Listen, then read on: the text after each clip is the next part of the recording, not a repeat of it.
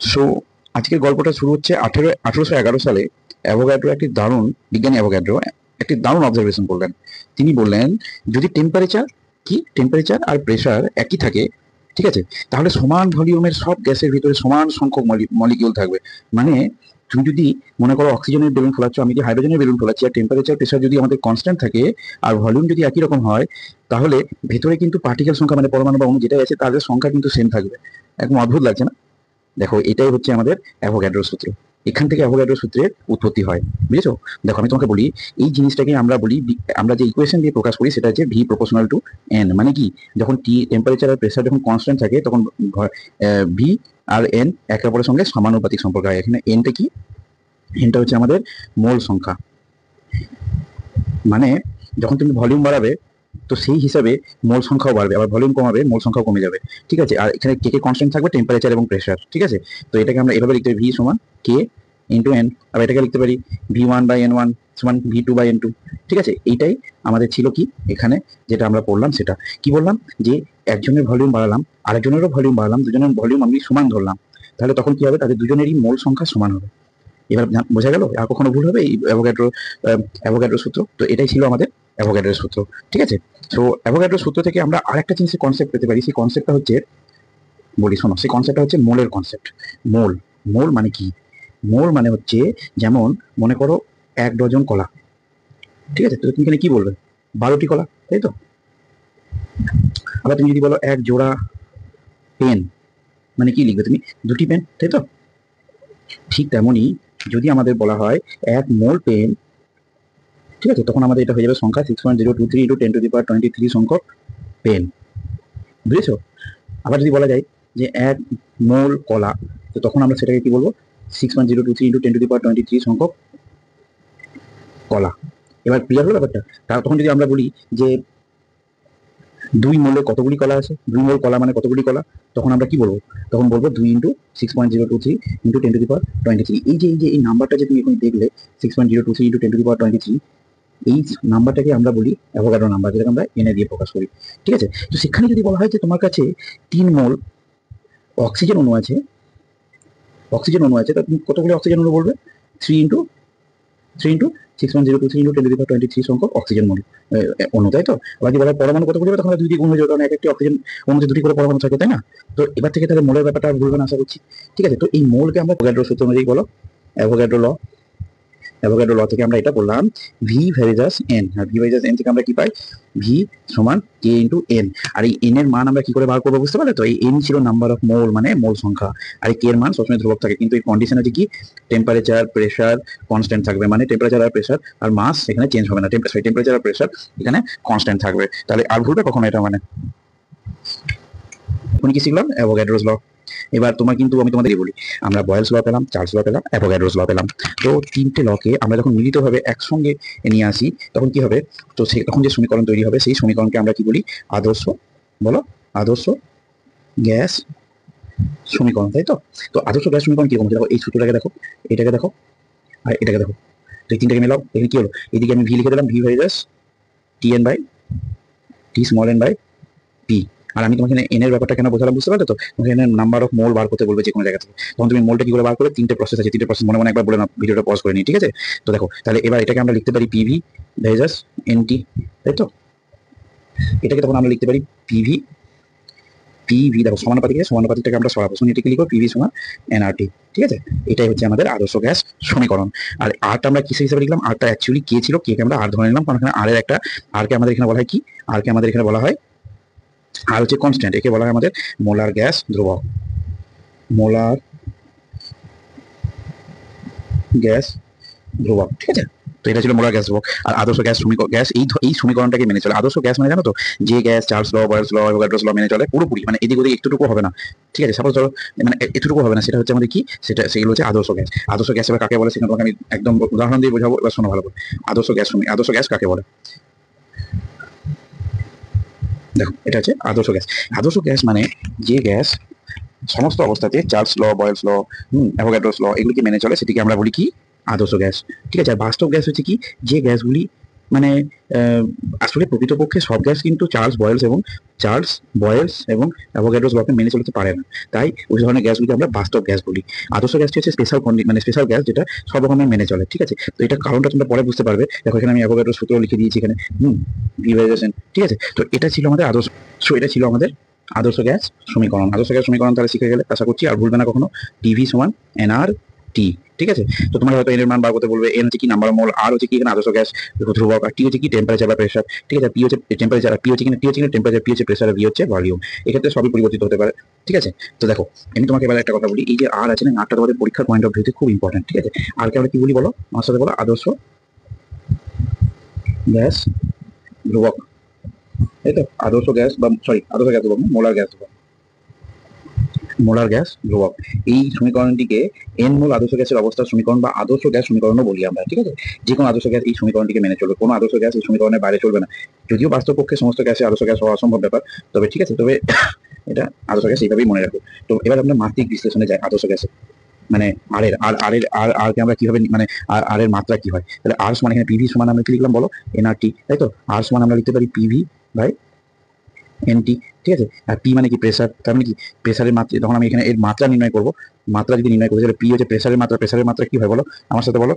মনে নেই তোমাদের ক্লাস 9-এ ভালোভাবে পড়ানি, ফাঁকি মেরেছে। M L to the power -1 T to the power -2 বল বাই ক্ষেত্রফল, একক একক ক্ষেত্রফলের উপর বলকে আমরা প্রেসার বলি, বলেছিলাম না? এই পড়েনি? আমি বলিনি কিন্তু তোমরা পড়েছো, তো আমি তাকে পড়াইনি তোমাদের এটা। আর ভলিউম হচ্ছে কি এল to the power 3, R N হচ্ছে কি এখানে মোল, তাই তো। আর কি এখানে টেম্পারেচার লিখি, টেম্পারেচার আমরা কি হিসেবে লিখি বলো, কে হিসেবে লিখি। তো এটা গেল। তো এটার পর আমাদের কি দাঁড়াবে, তাহলে এখানে আর এর লাস্টে বেরোবে আমাদের আর এর যে মাত্রা, সেটা কি বেরোবে বলো। আর এর মাত্রা আমাদের কি বেরোচ্ছে, আর এর মাত্রা বেরোচ্ছে, এটা পরীক্ষাতে অনেক সময় করতে পারে, M L square T to the power -2। এটা এখন থেকে যদি মনে রেখে দাও না, তাহলে পরীক্ষা তোমার ক্যালকুলেশন করে বার করা দরকার হবে না। কে টু দি পাওয়ার -1, এটা হয়ে গেল আমাদের আদর্শ গ্যাসের মোলের, আদর্শ মোলার যে গ্যাস ধ্রুবক হয়, মোলার কনস্ট্যান্ট বলা হয় যেটাকে, মোলার গ্যাস কনস্ট্যান্ট, তার এটা মাত্রা। আর এখান থেকে একক যদি আমরা এখানে বার করি, তো একক কি হবে, এককটা এখান থেকে দাঁড়িয়ে যাবে শক্তির একক into mole inverse kelvin inverse, ঠিক আছে। সেটাকে আমরা লিখতে পারি এসআই সিজিএস এ লিখতে পারি, সিজিএস এসআই, ঠিক আছে। সিজিএস আমরা কি লিখতে পারি, আরে দেখো, আর মোল ইনভার্স কেলভিন ইনভার্স, কেন বুঝতে পারলে তো। আর এখানে এটা হয়ে যাবে এসআই কি হবে, joule mole inverse kelvin inverse. কেন দেখো, এটা ছিল কি শক্তির একক ছিল, এটা ছিল মোল, আর এটা ছিল কি কেলভিন বা টেম্পারেচার। তো এখানে কি এটা ছিল কি, বলো বলো আমার সাথে বলো, এটা হচ্ছে শক্তির একক, ঠিক আছে। এটা শক্তি লিখে দিচ্ছি তবুও তোমাদের বোঝার জন্য, ঠিক আছে। শক্তি, এটাও শক্তি, তাই তো, সরি এটা শক্তি, এখানেও সরি খেয়াল করিনি, এটা শক্তি। আর এটা কি হবে, মোল, তাই তো। আর এটা কি টেম্পারেচার বা তাপমাত্রা, তো এগুলো মাথায় -1 পাওয়ার চলে এলো।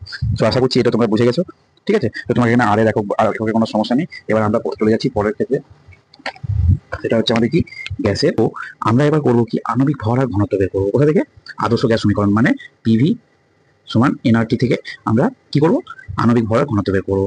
তাহলে প্রথমে আমরা কি করবো, পিভি সমান এনআরটি লিখে নেবো, ঠিক আছে। যে কোনো কিছু বার করার জন্য নিয়ম মধ্যে যেটা দেওয়া আছে সেটা লিখে নাও।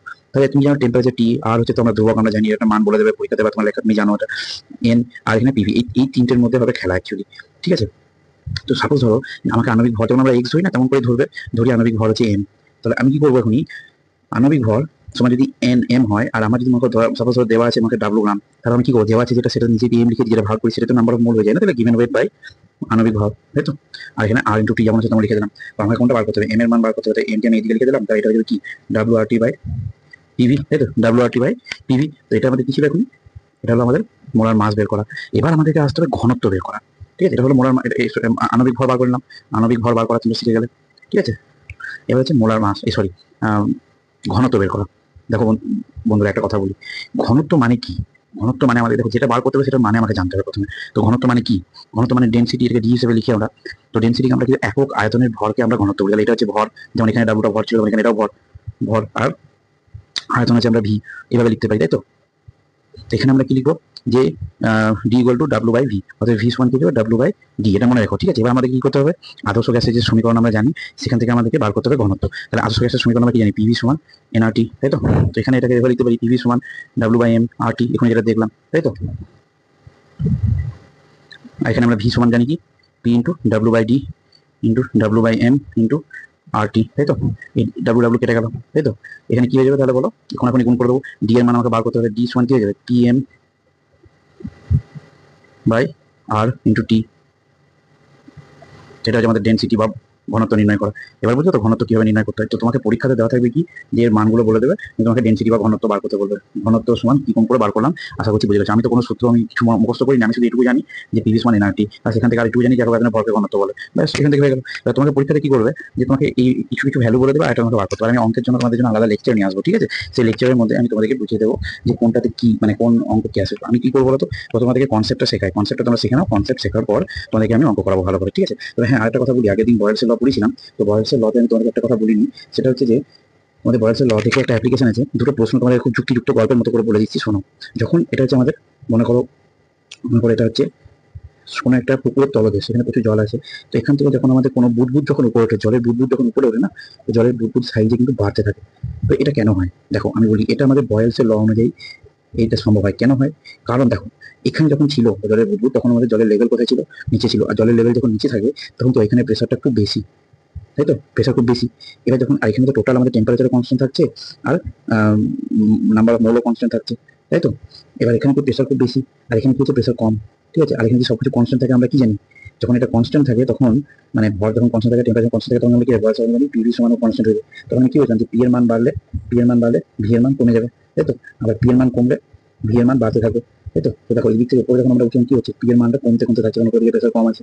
তো যখন পি এর মান উপরে কমতে কমতে থাকবে, তখন কি হবে, এখানে ভি এর মানটি বাড়তে থাকবে, পি এর মান যখন কমতে কমতে থাকবে, তখন ওই জন্য কি হয়, ভি এর মান বাড়তে থাকা মানে কি, মানে ভলিউম বাড়তে, ভলিউম মানে কি, সাইজে বেড়ে যাওয়ার জন্য। সাইজে, এটা যখন জলের বুদবুদ যখন উপরে ওঠে, তখন সাইজে অনেক বড় হয়ে যায়, ঠিক আছে? এটা ছিল একটা একটা ব্যাখ্যা, যেটা তোমরা যেভাবে বললাম এটাকে বুঝে লিখে নিও, ঠিক আছে? আরেকটি কথা হচ্ছে যে, যখন আমরা ফোন দিয়ে কোনো বেলুন ফোলাই, তো বেলুন ফোলানোর সময় তো আমাদের ভলিউমও বাড়ছে, আবার প্রেশারও বাড়ছে, তাই না? তো একটা কথা মনে রাখো, এই সূত্র, এটা কি বয়েলের সূত্রকে লঙ্ঘন করছে, না বয়েলের সূত্র চলছে? দেখো, এটা কিন্তু বয়েলের সূত্রে চলবে না, কারণ বয়েলের সূত্রে আমি তোমাকে বলেছি যে প্রেসার, ভলিউম বাদ দিয়ে টেম্পারেচার, হ্যাঁ, নাম্বার অফ মোল, এগুলো সব কনস্ট্যান্ট থাকবে, ঠিক আছে? মাস, এগুলো সব কনস্ট্যান্ট থাকবে, তবে এটা কার্যকরী হবে। এখানে তুমি যখন ফু দিচ্ছ, তখন তুমি কি বাতাসের অণু তো ভিতরে ভরে দিচ্ছ না, তার মানে কি এন যেটা আছে, তুমি এনটাকে চেঞ্জ করে দিচ্ছ এখানে। আর যদি এখানে এনটা চেঞ্জ হয়ে যায়, তাহলে এই সূত্রটা তো কাজে লাগবে না, না? হ্যাঁ, তবে পিভি সমান এনআরটিটা সব জায়গাতে কাজে লাগে, বুঝছো তো? পিভি সমান এনআরটি, পিভি সমান এনআরটি। আরেকটা কথা বলি, শোনো, পিভি সমান এনআরটি যেটা আছে, এটাকে আমরা পিভি সমান পিভি বাই টি সমান এনআর বলে লিখতে পারি। যেমন আমরা ছিল পি1 ভি1 বাই টি1 সমান পি2 ভি2 বাই টি2। তো এগুলো তোমরা পরে শিখবে যদিও। তো যাই হোক বন্ধুরা, আজকের মতো এতটাই, ঠিক আছে? কোথাও কোনো জায়গাতে কোথাও অসুবিধা হলে আমাকে কমেন্টে জানাবে, আর তোমরা কমেন্ট করে দেখো, আমি তোমাদেরকে রিপ্লাই করবো, ঠিক আছে? সো চ্যানেলটি সাবস্ক্রাইব করে নিও এরকমই আর কোনো ভিডিও পেতে গেলে। আর কোনো রকম অসুবিধা হলে আমাকে বলো, এবং কি কমেন্টে জানিও আমাকে কোনো রকম অসুবিধা হলে, সেই জায়গাগুলিকে তোমাদেরকে বুঝিয়ে দেবো, ঠিক আছে? থ্যাংক ইউ, দেখা হচ্ছে পরের ভিডিও, ততক্ষণ পর্যন্ত বাই।